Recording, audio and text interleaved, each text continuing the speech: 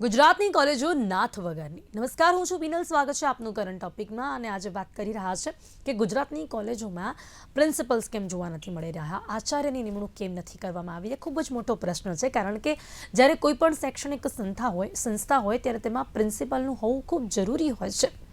અધ્યાપક એમનું કામ કરતા હોય છે, પણ એમની માટે ખાસ ગાઈડન્સ અને એમના ઉપર પણ એક નજર રાખવી, અને ખાસ બાળકો જે એમના સુધી જે પણ શૈક્ષણિક સંસ્થાઓ કઈ રીતે પોતાનું કામ પહોંચાડી રહી છે, કઈ રીતે તેમને ભણાવવામાં આવી રહ્યું છે, બધાનું ઓબ્ઝર્વેશન કરવું પણ ખૂબ જરૂરી હોય છે. ને એક કામ પ્રિન્સિપલનું હોય છે, આચાર્યનું હોય છે. પણ આપણે જોઈ રહ્યા છીએ કે ગુજરાતની કોલેજોમાં એ પરિસ્થિતિ જોવા મળી રહી છે કે મોટાભાગની જે કોલેજો છે એ કોલેજોમાં પ્રિન્સિપલ જ નથી, આચાર્ય જ નથી. અને એનાથી પણ વધુ વાત એ છે કે એના કારણો શું છે. કારણ જે જોવા મળી રહ્યા છે કે હવે પ્રિન્સિપલ કોણ બનતું હોય છે.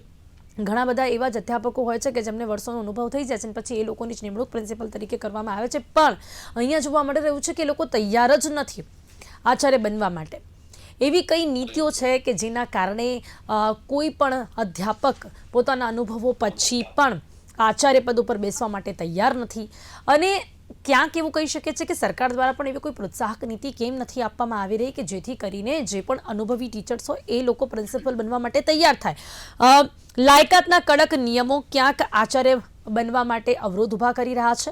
અને એની સાથે સાથે જ્યારે પ્રિન્સિપલ ન હોય, એટલે કે આચાર્ય વગરની જે કોલેજો હોય તે કોલેજોમાં કેવા પ્રકારની સુવિધાઓનો અભાવ જોવા મળી શકે છે, તમામ મુદ્દાઓ પર આપણે વાત કરીશું. જેની માટે મારી સાથે જોડાઈ ગયા છે ડૉક્ટર અશોક પટેલ, શિક્ષણ સુધારક, કે જેમણે આ મુદ્દો ઉઠાવ્યો છે. હર્ષ ચૌહાણ, પ્રદેશ પ્રવક્તા છે એનએસયુઆઈના. દેવાંશ બ્રહ્મભટ્ટ, ગુજરાત પ્રદેશ મંત્રી છે એબીવીપીથી. આપ સૌનું સ્વાગત છે. Welcome to the show.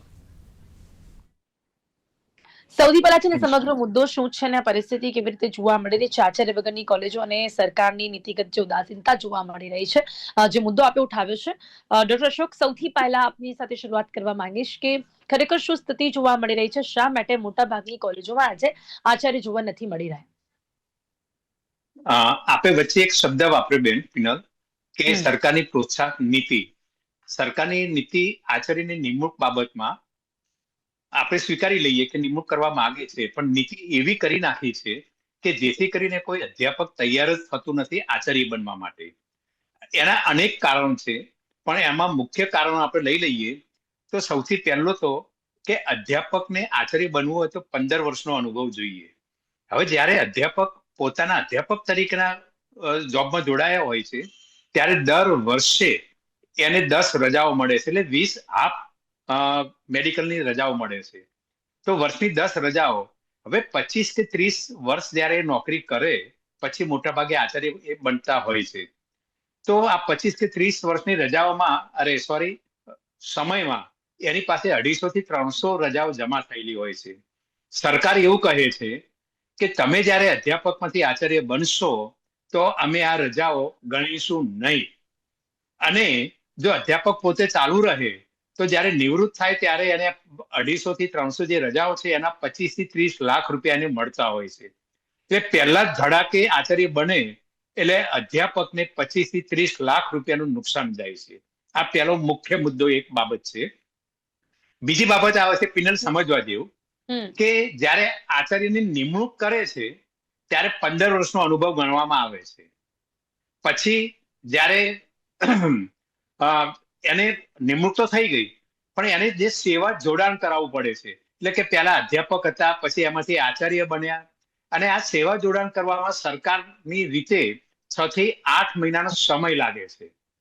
બીજું, આ સમય ક્યારે લાગે છે પિનલ, એ સમજવા જેવું છે કે પહેલા તો નિમણૂક થાય ત્યારે કેટલીક સંસ્થાઓ 1 વર્ષ, કેટલીક સંસ્થાઓ 2 વર્ષ સુધી પ્રોબેશન પીરિયડ ગણે છે. એટલે કે આ પ્રોબેશન પીરિયડ ની અંદર એનો જે અધ્યાપક તરીકેનો પગાર, બેઝિક પગાર હું ગણું કે 2 લાખ રૂપિયાની આસપાસ હતો, પણ જયારે પ્રિન્સિપાલ બને ત્યારે એનો બેઝિક પગાર 1,31,000 થાય છે. એટલે પહેલા ધડાકે 70,000 રૂપિયા તો પગાર ઓછો થયો. ડીએડી બધું આપણે ગણતા જઈએ તો લાખ રૂપિયાની આસપાસ પગાર. નહીં, એટલે અશોકભાઈ, અધ્યાપકનો પગાર પ્રિન્સિપલના પગારથી વધારે હોય છે, અને જો એ આચાર્ય બને છે યસ, તો પગાર ઓછો થઈ જાય છે.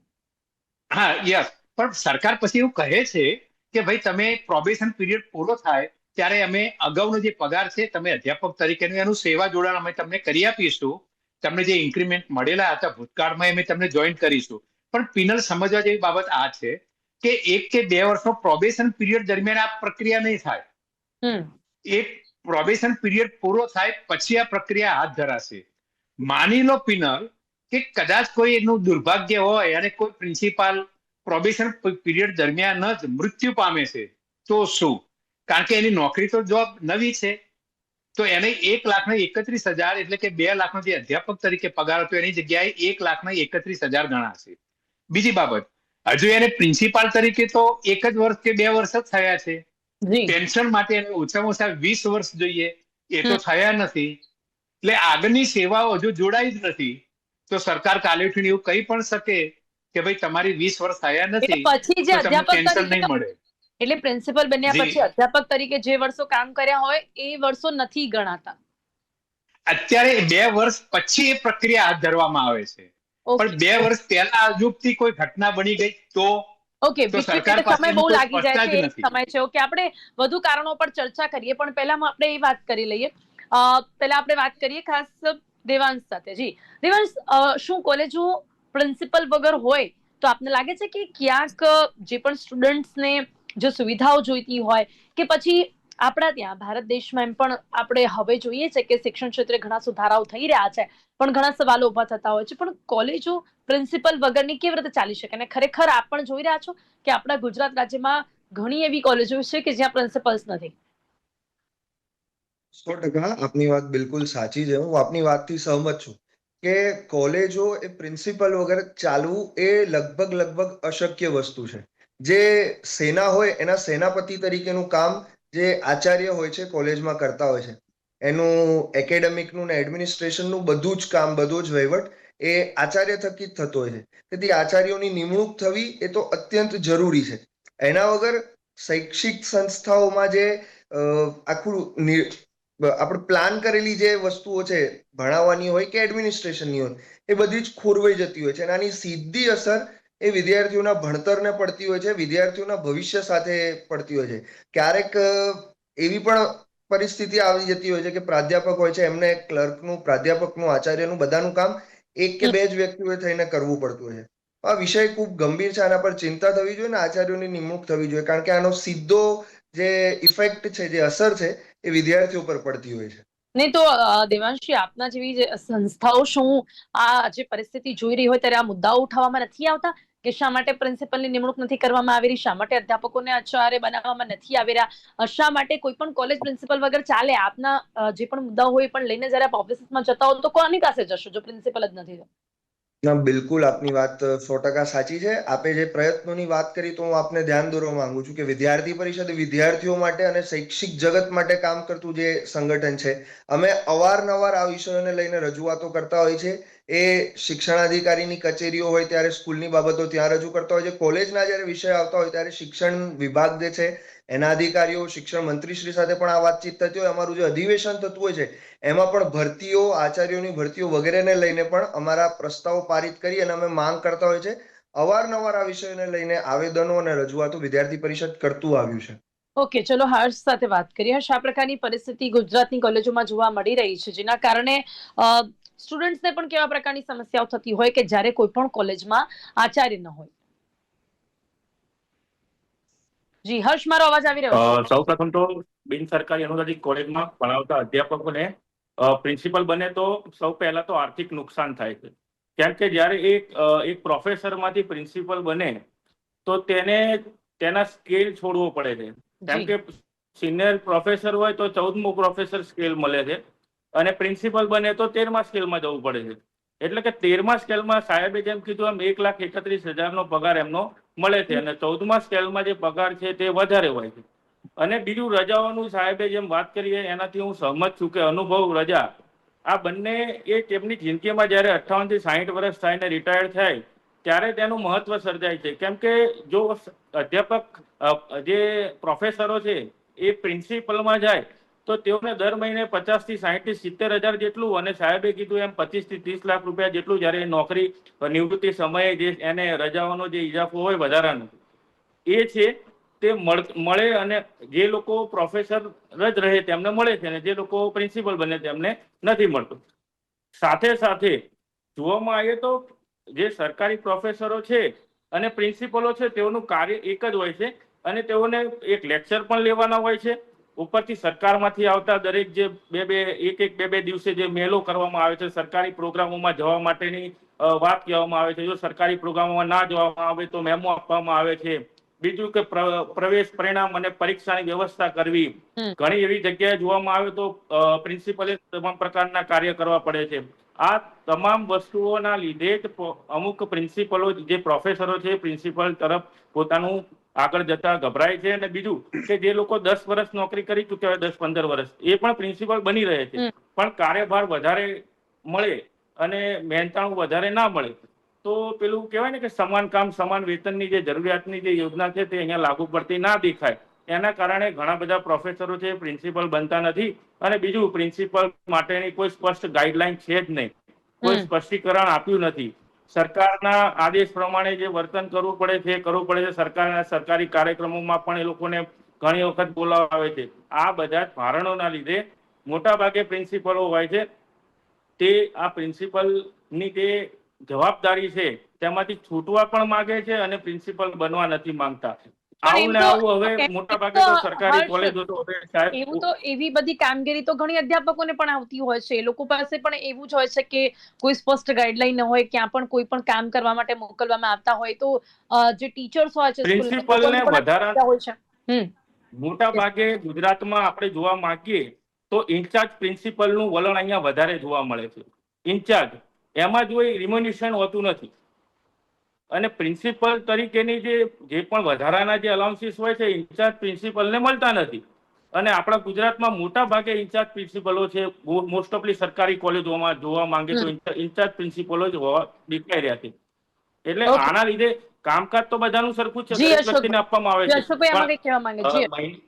અઠવાડિયાના 18 લેક્ચર, ઉપરથી પ્રવેશ પરિણામ, પરીક્ષા, એક્ઝામિનેશન માટેની તૈયારી, એક્ઝામ ગોઠવવા માટેની તૈયારી, સુપરવિઝનની નિમણૂક કરવી, એક્ઝામ સારી રીતે પૂરી કરવી, એનો અહેવાલ યુનિવર્સિટીને પ્રદર્શિત કરવો, યુનિવર્સિટીથી આ પ્રકારની તૈયારીઓ અને બે દિવસે એના મેલનો જવાબ આપવો. પ્રિન્સિપલ્સ પર વધારે હોય છે. ઓકે હર્ષ, એક મિનિટ. જી હર્ષભાઈ, કામનું ભારણ પણ વધુ જોવા મળતું હોય છે.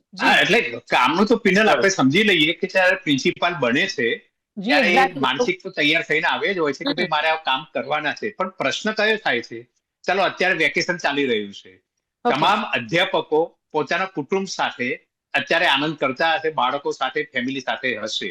આચાર્ય એક જ એવું પ્રાણી છે કે જેને કોલેજમાં જવું પડે છે અને એને ફાયદો કેટલો થાય છે ખબર છે? સરકાર માત્ર 7 રજાઓ આપે છે એક વર્ષની માત્ર 7 રજા. હવે વેકેશન હોય છે 45 દિવસનું, બરાબર છે? દિવાળીમાં વેકેશન હોય 21 દિવસનું, પણ સરકાર મજૂરી કેટલી રજા આપે છે વેકેશનમાં જવા માટે? માત્ર 7 રજા. તો વર્કલોડ તો છે જ વધારે, પણ સાથે જ આ 7 રજા જે અત્યારે જે આપે છે ને એ પાછી જયારે ગણતરી કરે, મેં હમણાં વાત કરી આગળ, તો કે ક્યાંક અજુગતી ઘટના બને તો આ બધાનું શું? હવે ભાઈએ જે વાતચીત કરી એમાં થોડો એક સૂર બીજો પુરાવો કે પિનલ સરકારની ખરાબ નીતિ કેવી છે. એક સામાન્ય ઉદાહરણ તમને હાસ્ય આવશે કે ચાલો મારું પોતાનું ઉદાહરણ આપું કે પહેલા હું ગોધરામાં અધ્યાપક તરીકે જોબ કરતો હતો, પછી ગોધરાથી હું અમદાવાદમાં જોબ કરવા આવ્યો. તો જયારે ગોધરામાં હું અધ્યાપક હતો, અમદાવાદમાં પણ હું અધ્યાપક જ બન્યો. તો એક મેં પ્લેસ બદલ્યું તો મારી અગાઉની નોકરી ગણવામાં આવે છે.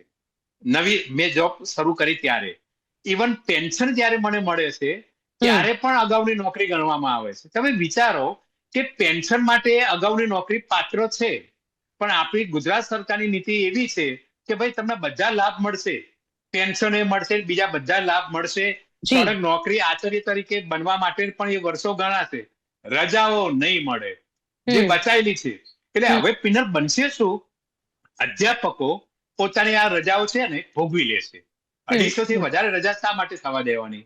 અને એની અસર શું થશે? શૈક્ષણિક કાર્ય ઉપર પડશે. અશોકભાઈ, જે પણ રજાઓ હોય છે, રજાઓ તમે ન ભોગવવી હોય તો એ તો પછી એના રોકડ પૈસા પણ મળી જતા હોય છે ને, પૈસા મળી જતા હોય છે. પણ આપણી સરકાર ના પાડે છે, આ સરકાર ના પાડે છે. પ્રશ્ન અહીં જ નડે છે. તમામ વિભાગોમાં રોકડ રજાઓ આપે છે, પણ અધ્યાપકમાંથી પ્રિન્સિપાલ બનો છો તો અધ્યાપક તરીકે 25 વર્ષ નોકરી કરી એટલે 250 રજાઓ જે હતી એ તમારે ભૂલી જવાની, એ નહીં ગણાય. આપણી સરકારનો નિયમ આ છે. અને એમાં 25 થી 30 લાખ રૂપિયાનું નુકસાન જાય છે, નહીં એટલે કયો અધ્યાપક અધ્યાપકે તરીકે તૈયાર એક મિનિટ, થશે? અશોકભાઈ જી અધ્યાપક તરીકે જી જેટલા વર્ષો કામ કર્યું હોય એના પછી તમે જો જી પ્રિન્સિપલ બનતા હો તો અધ્યાપક તરીકે જે તે જી રજાઓ જમા કરી હોય એ ભૂલી જવાની. હા, ભૂલી જવાની. સરકાર આપણી આ કે છે નોકરી ગણીશું, અમે પેન્શન માટે નોકરી ગણશું.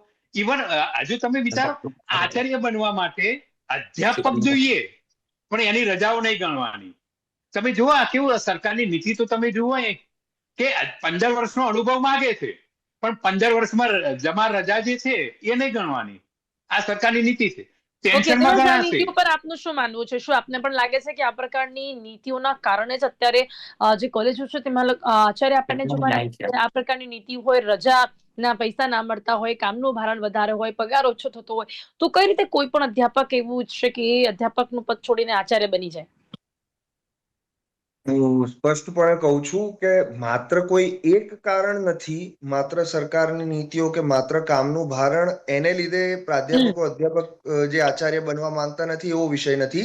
ઘણા બધા વિષયો ભેગા થતા હોય છે ત્યારે જ અને જે પ્રાધ્યાપક હોય છે આચાર્ય બનવામાં ક્યાંક ને ક્યાંક સંકોચ અનુભવતા હોય છે, કારણ કે કામનું ભારણ આ સાહેબે જે પ્રમાણે કીધું એ પ્રમાણે સરકારની નીતિઓ છે, અને સાથે અન્ય પોતાના પણ જે કામો છે, કારણ કે જે પ્રોફેસર હોય છે એ પોતે પણ રિસર્ચ વર્ક કરતા હોય છે, પોતે પણ ક્યાંક ને ક્યાંક એનું જે કામ હોય છે આગળ ને આગળ ચલાવતા જતા હોય છે, એના રિસર્ચ પેપર હોય, એના પીએચડી ના સ્ટુડન્ટ્સ હોય, એ બધા કામોને લઈને પણ વર્કલોડ જ્યારે વધતો હોય છે, સાથે પારિવારિક સંબંધો, જવાબદારીઓ, આ બધા જ વિષયોને લઈ અને ક્યાંક ને ક્યાંક ભારણ વધી જતું હોવાને કારણે ક્યાંક ને ક્યાંક જે પ્રાધ્યાપકો છે આચાર્ય બનવામાં કદાચ સંકોચ અનુભવતા હશે. અને મારા ધ્યાનમાં છે, મારા એનાલિસિસ મુજબ, જે ઇન્ચાર્જ પ્રિન્સિપલ બનવા માટે ની જે વાત હોય છે ત્યારે પ્રાધ્યાપકો ક્યાંક ને ક્યાંક સંકોચ અનુભવતા હોય છે, પરંતુ જ્યારે પરમેનન્ટ પ્રિન્સિપાલની જ્યારે ભરતી આવતી હોય છે ત્યારે પ્રાધ્યાપકો રસ પણ લેતા હોય છે અને પોતાની જવાબદારી નિભાવતા પણ હોય છે અને પ્રિન્સિપલ તરીકે નિમણૂકો પણ લેતા હોય છે. એટલે તો ચોક્કસથી પછી કેમ આ જે અત્યારે નીતિઓ ગુજરાતની છે સર, કોલેજોમાં આ તો પછી કેમ નીતિઓ આપણે આ ગુજરાતની નીતિઓ કોલેજોમાં અત્યારે પ્રિન્સિપલ્સ નથી?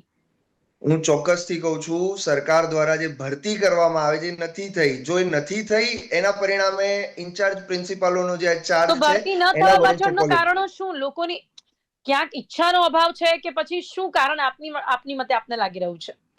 કારણો એમાં ઘણા બધા હોઈ શકે છે. સરકારી પ્રતિનિધિ પાસેથી ચોક્કસથી આપ એનો જવાબ મેળવી શકશો શું કારણો છે, પરંતુ ભરતી થવી જોઈએ એવું અમે સ્પષ્ટ માનીએ છીએ, કારણ કે ભરતીઓ નહીં થાય જ્યાં સુધી પ્રાધ્યાપકોની નિમણૂક નહીં થાય, આચાર્યોની નિમણૂક નહીં થાય ત્યાં સુધી અશોકભાઈ, કોલેજો ભરતી છે ન થવાના કારણો એ એ જ નહીં છે કે ચાલી શકે સરકાર બરાબર. તરફથી ના, અને ભરતી એમાં નક્કી બીજા કરવામાં ઘણા આવે કિસ્સા કે છે. કોઈને કરવું જ નથી. હા, હું અશોકભાઈ. હું વાત કરું કે અત્યારે બની છે શું પિનલ, કે ભાઈએ જે વાત કરી કે અધ્યાપકોને કામ વર્કલોડ, એ વાત કેટલા 5-10% અધ્યાપકો હશે જે રિસર્ચ પેપર કે બીજા કામથી કે ફેમિલીના કારણે અધ્યાપક પ્રિન્સિપાલ બનવા તૈયાર ન થાય. પ્રશ્ન એ નથી. આજે મોટા ભાગની કોલેજોમાં જગ્યા ખાલી છે, એટલા માટે ખાલી છે દરેક કોલેજે પ્રિન્સિપાલની ભરતી માટે જાહેરાતો આપેલી. ભૂતકાળમાં એવું બન્યું છે કે મોટા ભાગે અરજીઓ આવે જ નહીં, કારણ કે ગ્રાન્ટેડ કોલેજમાંથી જે અરજી આવી હોય ને એ માત્ર ને માત્ર સેલ્ફ ફાઇનાન્સ કોલેજના અધ્યાપકોની અરજી આવી હોય. બને છે શું સેલ્ફ ફાઇનાન્સ કોલેજમાં અત્યારે હાલ કે મોટા ભાગની કોલેજો કેવી ચાલે છે હું તમે જાણીએ છીએ કે કોલેજોમાં સ્ટુડન્ટ હોતા નથી, અધ્યાપકો જતા નથી, ખાલી ખોટા સર્ટિફિકેટ લઈને એવા અધ્યાપકો પ્રિન્સિપાલ બનવા માટે આવતા હોય છે. હવે આવી અરજી આવી હોય તો સારી સંસ્થાને કોઈ પણ કોલેજ હોય ગ્રાન્ટેડ, તે શા માટે એવા ને પ્રિન્સિપાલ પોતાના ત્યાં બનાવશે? અને બીજું, જે અનુભવી છે ગ્રાન્ટેડ કોલેજના જે અધ્યાપકો છે એને તો નુકસાન થઈ રહ્યું છે, એટલે એ લોકો તો અરજી જ નથી કરતા. ઇવન મારી કોલેજમાં 2014 થી જગ્યા ખાલી છે. અમે ગયા વર્ષે જાહેરાત આપી 2 વર્ષ પહેલા, કોઈ અરજી આવી જ નથી, નોટ એ સિંગલ. અને મારા કેમ્પસમાં બીજી 5 કોલેજ છે, કોઈ જગ્યાએ ઓકે, કોઈ લાયકાતમાં જગ્યાએ કેવા અરજીઓ પ્રકારના આવતી જ સુધારા નથી. થવા જોઈએ? શું લાગે છે આપને, કેવા સુધારાની જરૂરિયાત છે? હર્ષ. જી હર્ષ. એક તો સરકારની સ્પષ્ટ પ્રિન્સિપલ પ્રત્યેની ગાઈડલાઈન. બીજું કે પ્રિન્સિપલનો પે સ્કેલ વધારવો. જો આ એક કારણ વધારે એડ કરવામાં આવશે તો કંઈક ને કંઈક પ્રિન્સિપલો છે તે પ્રિન્સિપલની ભરતી છે એમાં પ્રિન્સિપલો વધારે મળશે.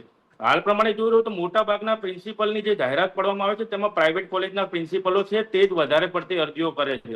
તેનું મુખ્ય કારણ એ છે કે તેમને પે સ્કેલ નડતો નથી, એમને પોતાની સેલરી નડે છે પ્રાઇવેટમાં જે હોય છે એ.